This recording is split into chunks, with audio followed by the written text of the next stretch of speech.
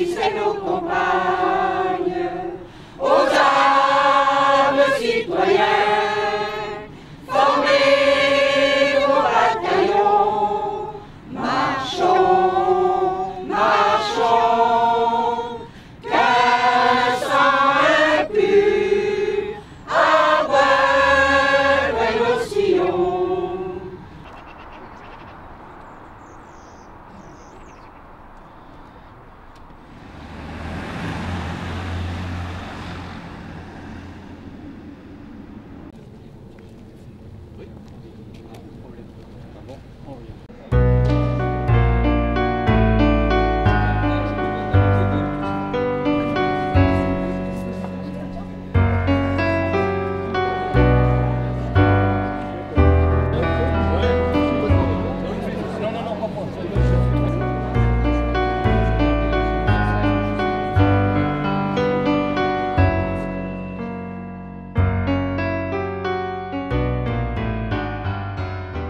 Monsieur le sous-préfet, messieurs les représentants des armées, de la gendarmerie, des sapeurs-pompiers, mesdames, messieurs les élus, messieurs les anciens combattants et sections parachutistes, mesdames, messieurs les représentants de l'éducation nationale, mesdames, messieurs les représentants des différentes associations, mesdames, messieurs, chers Betaucourtois. C'est pour moi un grand plaisir et un honneur de vous accueillir dans cette ville pour le lancement des cérémonies de commémoration du centenaire de la Première Guerre mondiale. Cette cérémonie qui nous rassemble est un peu particulière. Il ne s'agit pas seulement de figer une trace du passé, mais d'illustrer le poids d'un événement majeur de l'histoire de notre pays, de l'Europe et du monde. Tout ceci, tous ici, par notre présence, nous faisons devoir de mémoire. Acte fondamental qui, au-delà de l'hommage rendu à nos morts, vise à éclairer le présent avec la lumière du passé.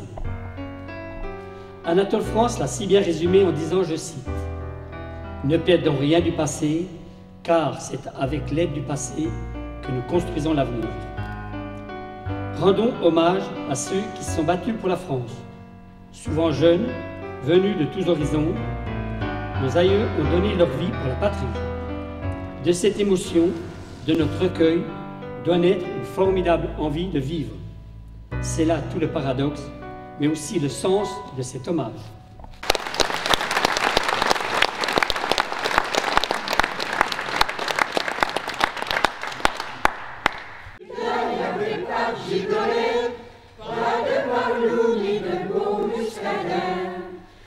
C'était loin du moulin de la galette et de Paname et le roi des patelins.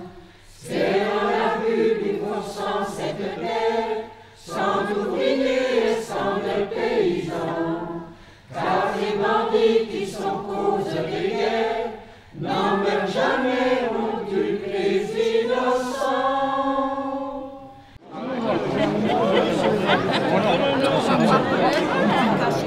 Il n'y a rien de...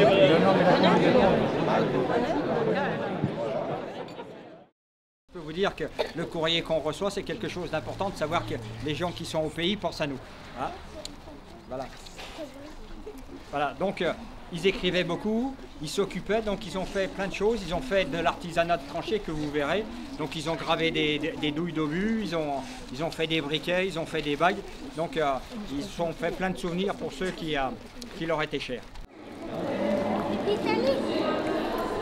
La femme a été éventrée et son mari, presque octogénaire, est mort dans les flammes après avoir été enduit de pétrole. Journal l'Alsace, Paul Dégouy, envoyé spécial.